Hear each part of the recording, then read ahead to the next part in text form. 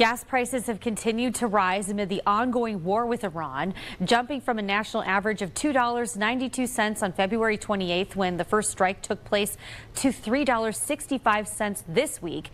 What prices should we expect at the pump moving forward? Gas Buddy's Matt McLean is here now to break it down. So, Matt, the Strait of Hormuz being closed has majorly disrupted oil supply. Explain why this is having such a big impact on the prices for us consumers.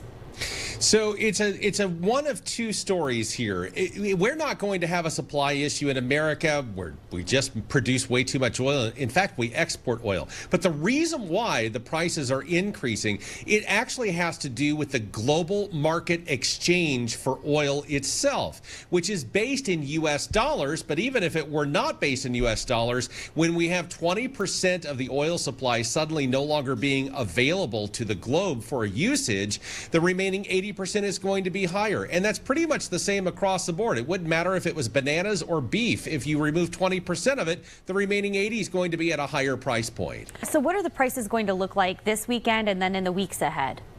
Well, in the Youngstown area, we're looking at a literal price of $3.30 a gallon at this particular point. That's up about 37 cents over the past month. That's an average price. You're going to find stations that are higher than that. And unfortunately, even though we stalled just a little bit when it comes to the price point this week for the middle part of the week, probably as early as this weekend, if not Monday or Tuesday, prices are going to start their upward trajectory yet once again. We'll have to fill up. So let's talk diesel. Prices have jumped drastically and they're continuing to rise on those prices as well. So a lot of vehicles in that shipping industry use diesel.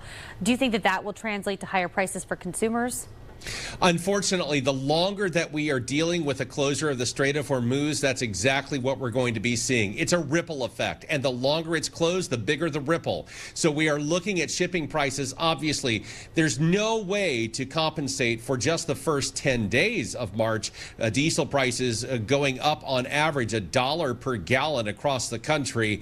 That has to basically be passed along for consumers to pay for when they put a product in their cart or online or whatever the case may be. Diesel is a very large part of all of that. And it doesn't matter if it's a semi-tractor trailer, a tug for a barge, or a train. All of these things use diesel in order to really get out and about and get our products to where we need them to be. So I am growing more concerned that the longer this becomes this remains a problem, the bigger the ripple, the bigger the issue that we are going to have as consumers, because it's going to trickle into just about every facet of our lives as far as higher prices until we can get things back under control. And everyone's looking for ways to save at the pump when they go fill up. Can GasBuddy.com help you compare prices within the area that you're in?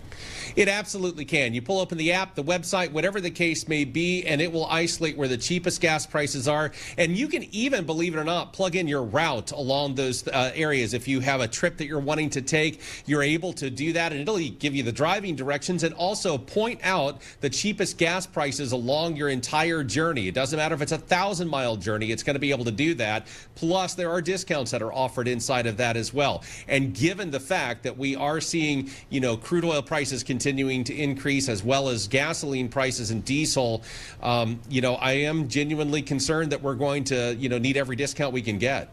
And a cheaper fuel alternative is the unleaded 88. Is that safe to put in your vehicle? Will it burn faster? What is your recommendation for someone who's looking to stretch out what's in the tank? So the bottom line is follow the manufacturer's owner's manual for your vehicle. Some vehicles do require premium unleaded gasoline. No ifs, ands, or buts about it. It's just simply designed for that. While others, if you place premium gasoline in there and it's not required, you're literally burning money that you don't need to burn out the tailpipe. So I recognize that sometimes we think, oh, well, higher price point, higher octane, it's better. No, the engines are so computerized and digital these days in the way that it's controlled that you're honestly you aren't really going to notice a whole lot of a massive difference when it comes to fuel efficiency. By far, you won't come out ahead financially by doing that, even if you gain like 1/10 of a mile more per gallon or whatever the case may be. It really is not going to wash out to a savings for you. Well, thank you for giving us the outlook so we can prepare, and great advice. Thank you for joining us, Matt. Sure thing.